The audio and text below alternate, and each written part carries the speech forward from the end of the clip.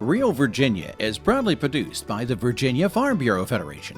For almost a century, Farm Bureau has been a friend of the farm for all Virginians. Visit our website at vafb.com. Hello everyone and welcome to Real Virginia, a show about Virginia agriculture and the people who produce the wonderful local products we enjoy. Brought to you by the Virginia Farm Bureau. We'll spend a day with a Virginia peanut grower at harvest time. Soft ginger cookies hit the spot for the holidays. And we explore a Thanksgiving tradition in Virginia, oysters for the holiday meal. Home will always be Virginia, between the Blue Ridge and Chesapeake Bay, Atlantic to Appalachia, home in my heart always. Welcome back to Real Virginia, everyone. We're coming to you this week from the Whitley's Peanut Factory store in Glen Ellen, Virginia. As we celebrate this year's harvest, we thought it would be good to see how much work goes into bringing in a crop. Burke Muller has a first-hand look at a day in the life of a peanut farmer in southeastern Virginia. Harvest is an important time for farmers, especially those who cultivate row crops. I recently spent a few hours with peanut farmer Kirk Jones in Isle of Wight County to find out what his day is like during the busiest time of the year. Look, my mom has got to get lunch. Do you like something? Kirk Jones is from a family that offers visitors a meal during the workday, a working lunch purchased from a local establishment in their Isle of Wight community. You're out here, my mama's going to feed you, I can guarantee you that. Since he's in charge, we can call him Captain Kirk, the sixth generation of his family to farm in Isle of Wight County. The rest of his crew consists of his father, a cousin who operates the other combine, a hired hand named Jimmy, and a high school student interested in farming. On some days, Kirk's mother also helps drive the combine. How does this year look, the harvest so far? It's kind of all over the place. I thought this farm up here would have been a little bit better for, by the rainfall that we had.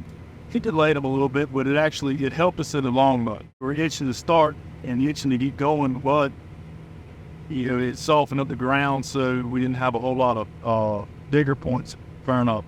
If the field had been drier and the ground harder, the digger points, which are used to cut and scoop the peanuts from the surface, could be damaged beyond repair, forcing Captain Kirk and his crew to lose valuable time repairing or replacing them, time that could be spent pulling peanuts from the ground. After years of farming together, Kirk and his father developed a bond beyond words.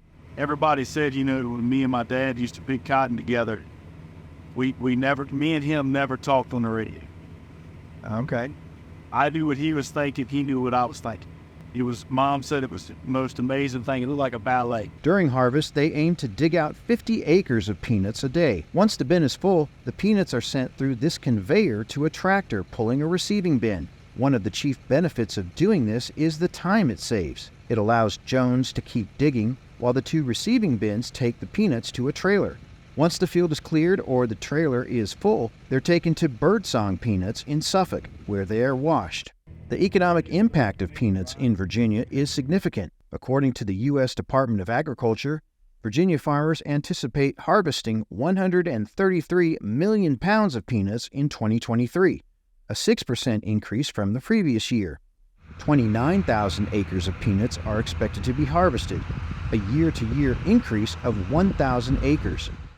A yield of 4,600 pounds of peanuts is expected per acre, up 100 pounds from last year. That sounds like a lot of work, and it is, but Captain Kirk says it shouldn't be intimidating. In 2020, he was recognized with the Peanut Efficiency Award by his peers for using environmentally friendly production techniques and careful use of crop protectants. He aims to farm smarter, not harder. Farming is not a hard job. Farming is very mind-intensive now. It's not like it was back when my granddad was doing it behind a mule or, having to work, a lot of people with small equipment. I mean, it's not what it used to be. If everything's working right, I'll sit at this tractor from 9 o'clock in the morning till lunchtime. As long as everything's running right, I'm sitting on my tail all day long. I mean, farming is just 90% mental. It really is. Virginia peanuts are ideal for baseball, and they're the kind of peanuts you'll find at a professional baseball game. Runner-style peanuts are also grown in Virginia, but they're more commonly used in peanut butter and candies. Virginia peanuts have a tradition beyond the national pastime. They're also popular holiday gifts. Peanuts to me are like Christmas. You know, you have a box sitting underneath the tree for a month. They try to guess what's in that box. Just can't ever figure it out until Christmas morning. You come out here and flip these peanuts. It's like Christmas morning. The countdown to Christmas morning is already underway, and Captain Kirk and his crew are pushing hard through harvest season to bring this tasty, healthy snack to us all. In Isle of Wight County, I'm Burke Moeller reporting.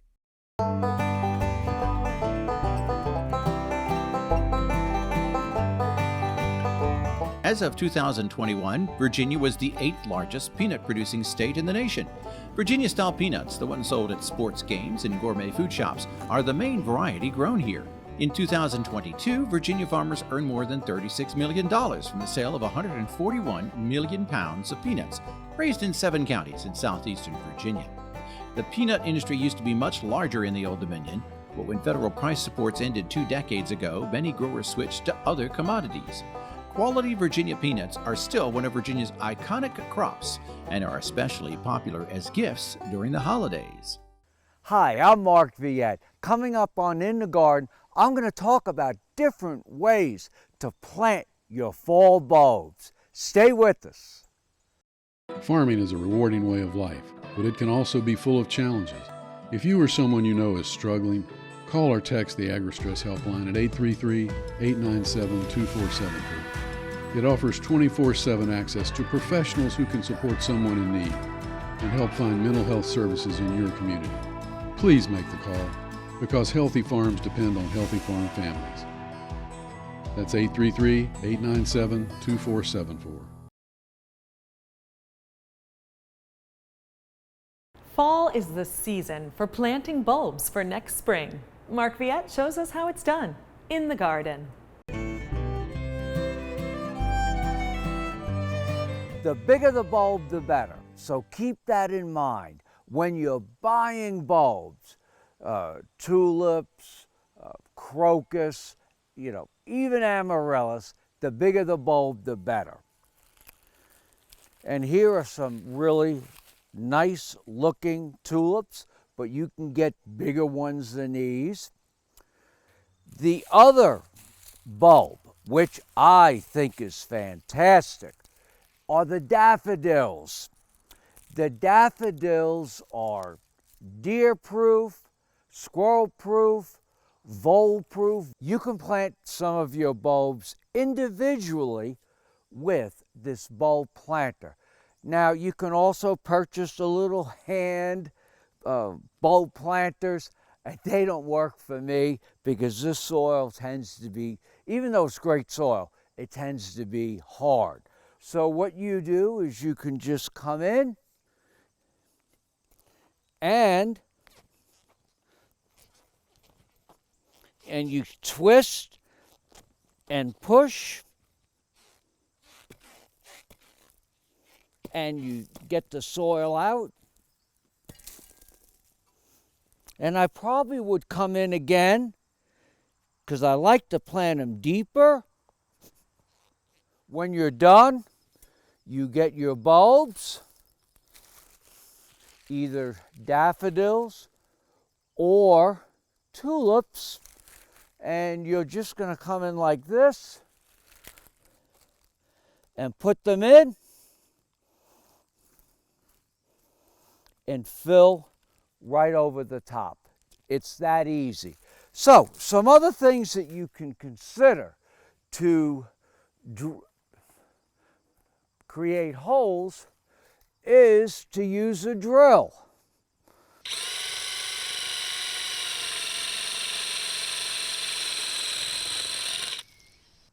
I have learned that maybe planting daffodils 9 to 10 inches deep works well because they always each year grow toward the surface.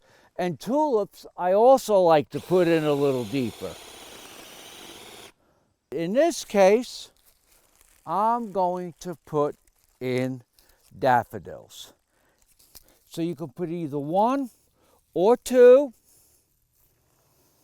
And the soil appears to be hard, but remember that the soil that you're going to put on top of the bulb is going to be nice and loose. So once you put the bulbs in, all you're going to do is fill in on top of the bulbs. When you space them out, you're going to space them out about 8 inches apart. What I'm going to do here is prepare an area that I will plant a group of bulbs, so you're going to get a mass effect of color in the spring. So I kind of go through and loosen the soil. I first use a shovel. There are many products that you can use to enrich the soil and loosen the soil in a way of organic composts and things. This here is lobster compost. So I'm going to come in and I'm going to put about 2 inches.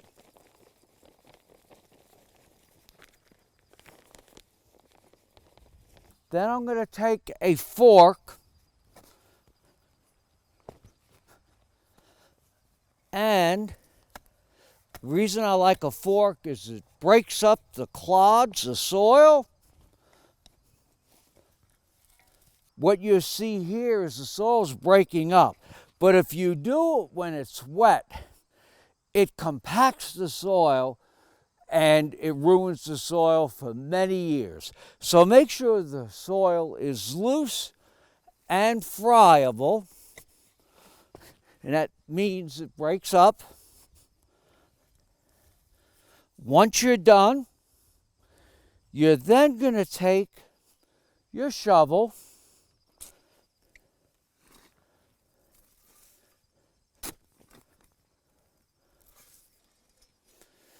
I'm digging around 6 to 8 inches deep. Once you're done, you're going to set the bulbs. And I put them a little closer. The soil is soft underneath the bulbs, and I am setting them around 3 to 4 inches apart. What I'm going to do is then gently fill this back in. You can mulch if you want when you're done, but only maybe 2 inches of mulch is all you want to do. So I'm just going to fill this in here. Oh, here's Whitey, my garden cat.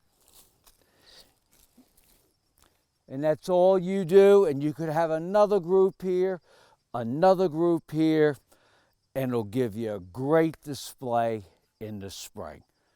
I'm Mark Viette. Join me next time in the garden. For more garden tips, go to inthegardenradio.com. Hi, I'm Chef Tammy Brawley from the Green Kitchen. Coming up on Heart of the Home, soft ginger cookies. We hope you'll stay with us. Our cow, she walks into the barn, she gets milked. Milk's taken from her and put through a chiller. And that milk's taken from body temperature of a cow, which is about 102.5, and dropped to 35 degrees and put straight onto a tractor trailer. And it goes straight to the plant the next day. So most of the milk that's sitting on your store shelves is probably less than 48 hours old. And that's a pretty good testament to how efficient we are. Chef Tammy Brawley loves Virginia ginger. In this week's recipe, she shows us how to bake a holiday treat in the heart of the home.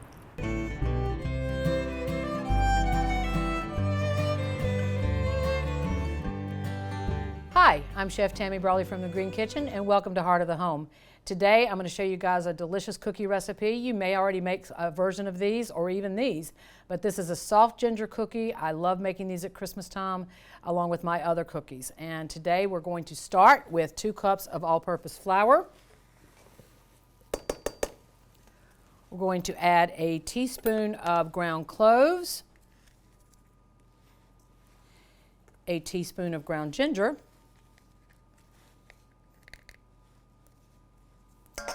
we're going to add a teaspoon of baking soda. We're going to add a 1/4 teaspoon of salt.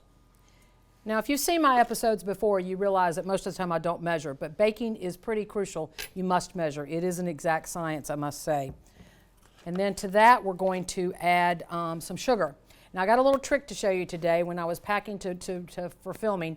I have sugar that I actually keep in a mason jar that when I have dried spices, such as a dried vanilla bean or a dried star anise, I will add that to the sugar, and that gives that sugar that nice flavor. And so that's what I've done in this case. This has been on my shelf for a while, and I'm going to strain the fresh ingredients or the dried ingredients in here. So you can see these.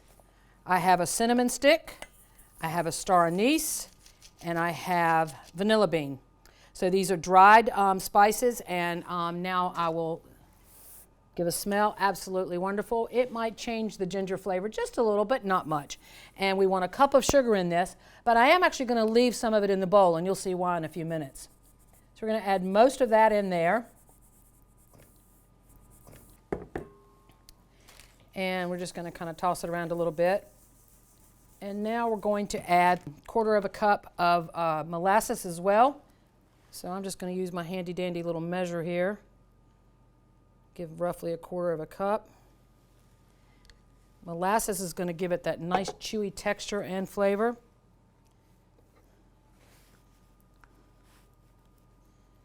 And then we're going to add the shortening and an egg.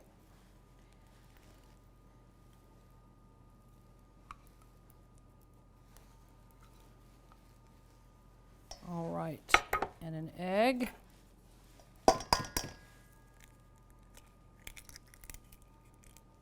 Some people feel safe cracking an egg over a bowl to avoid shells.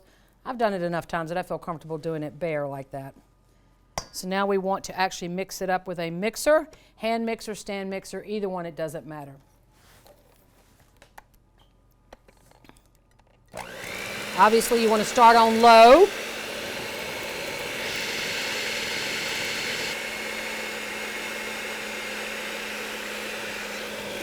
All right, I think we're doing all right.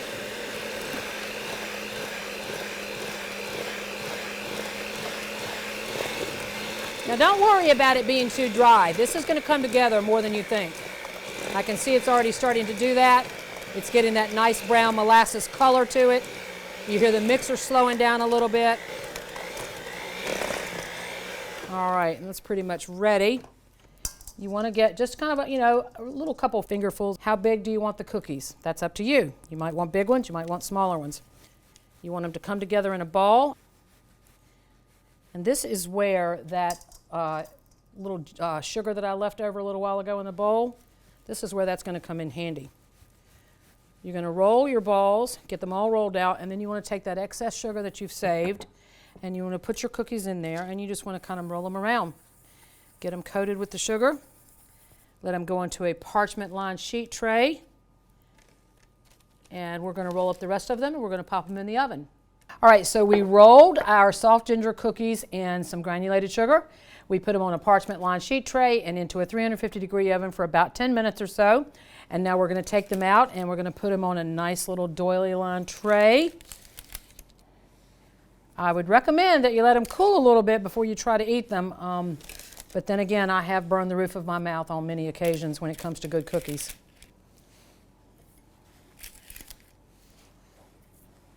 There you have it, another great cookie recipe to add to your repertoire at the holidays. I'm Chef Tammy Brawley from the Green Kitchen. We hope you'll join us next time on Heart of the Home. Recipes from the Heart of the Home can be found on the Virginia Farm Bureau website at vafb.com/recipes, as well as on Chef Tammy Brawley's website at greenkitchenrichmond.com.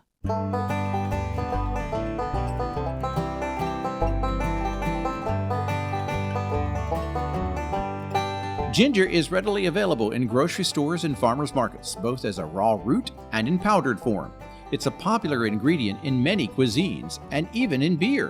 While it can be found growing wild in some wooded areas, a lot of Virginia ginger is now raised in greenhouses and high tunnels, where it can be protected from frost and pests.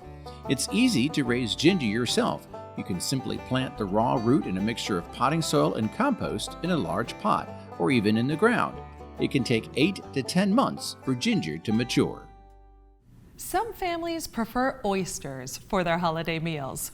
Ricky Gibson shows us how some Virginia oysters are raised and harvested, along with a recipe for your menu. Whether you believe the first Thanksgiving was held in Massachusetts or Virginia, food historians believe one thing was almost a given. Oysters were part of the menu. Shellfish were part of the Native American diet and a ready source of protein for both Indians and settlers. For many Virginia families, that tradition continues today. The week before Thanksgiving will be real heavy, and then it'll kind of die off a little bit, and then the week after will kind of be a little bit slower, and then it'll start to pick up again for Christmas. You know, you get your Christmas rush, and then you get a rush for New Year's. Miles Cockrell leads a family-owned oyster company on the shores of the Chesapeake Bay. They lease bottomland from the state and from private owners to raise their oysters, which are then either sold unprocessed or shucked and packaged for sale to local stores and buyers. He says Virginia's oyster industry used to be even larger a century ago, shipping their products to East Coast customers by boat. Oyster farming is a big business. There's a lot of people doing it, and there is a big demand. But it's I don't think that we sell as many as we did in the early 1900s or what have you. The middle of the century there. There was a lot. I'm not sure what the numbers were, but there was a lot moving, back and forth. There was a big demand for it, and it's more people now than it was then. So people start eating them, like they did then. We'll be busy. Disease problems caused Virginia's oyster industry to almost collapse in the 1980s.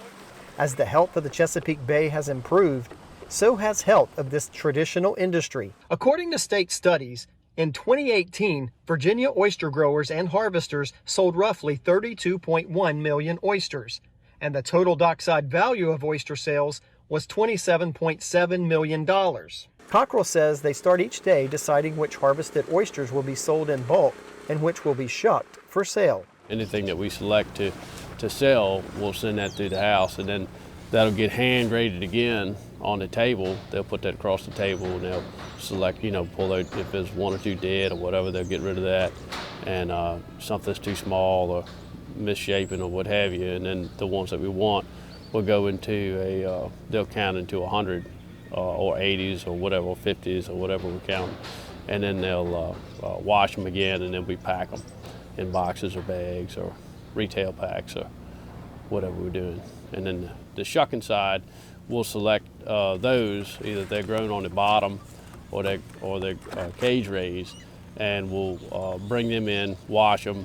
We like to wash our stuff, and then we'll run it through the house, and they'll shuck them. And then we run across the skimming table, remove all the shell, and wash any foreign stuff off of them, and then they go into jars and gallons or what have you. And that's where chefs like Tammy Brawley and home cooks step in.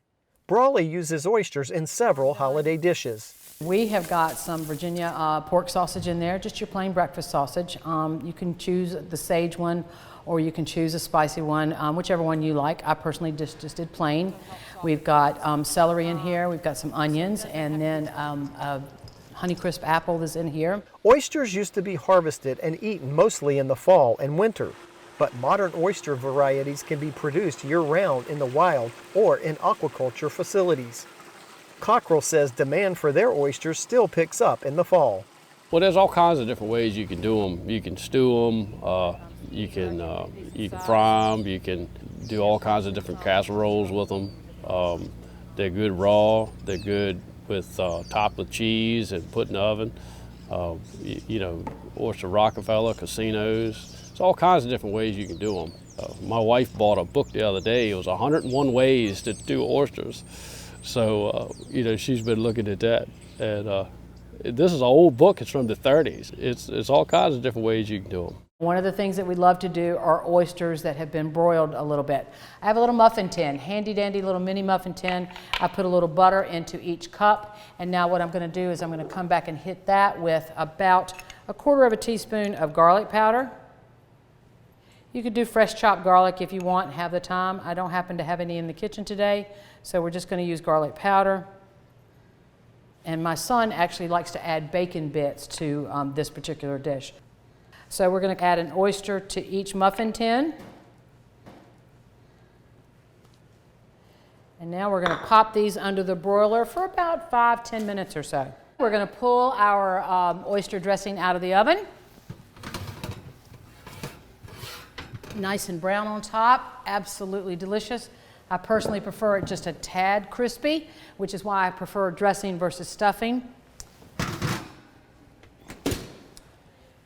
This is one of my very favorite things at the Thanksgiving holiday, and I'm just going to get in here and look at it with my fork. Oh yeah, nice. A little crispy on top, a little soft in the middle. Might have to fight somebody for the corner piece. That's always my favorite. Brawley says always buy your Virginia oysters from a reputable fishmonger or retail store, or get them right from the grower. Producers like Cockrell have to obey strict food safety regulations when shucking and shipping their oysters, but it's worth it. I'm obsessed with oysters, I guess. You know, I think it's a disease, but you know, we like them, we eat them, all our kids eat them, but people like oysters. You know, and it's a traditional thing around the holidays, and you know, that's what they want. And we've got customers that call us every year, you know, and we sell boxes to, and they, you know, they say, hey, I need a jar. You know, it's Thanksgiving or whatever. You know, we're gonna make, you know, oyster stuffing. So, you know, and they don't typically buy jars all year, but they'll want that one, you know. Thanksgiving time, you know, it's something to it. You can get oyster recipes and learn more about Virginia's shellfish industry by visiting virginiaseafood.org on the internet. In Northumberland County, Virginia, I'm Ricky Gibson reporting. We're so glad you could join us this week to celebrate all the bounty Virginia has to offer. From the kitchen to your home and garden to our beautiful wide open spaces, we are proud to say that this is Real Virginia. For everyone from the Virginia Farm Bureau, thanks for watching. Make it a great week.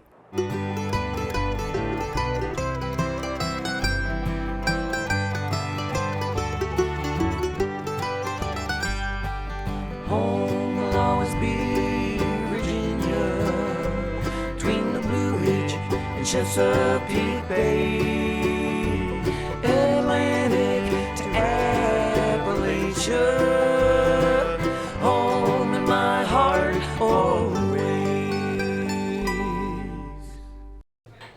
Put the keys down, Kevin. But I'm gonna drive home. There are several warning signs present that you shouldn't be driving. My text to emoji ratio has gotten a little out of hand. A little? Yep, I'm definitely gonna call a ride home.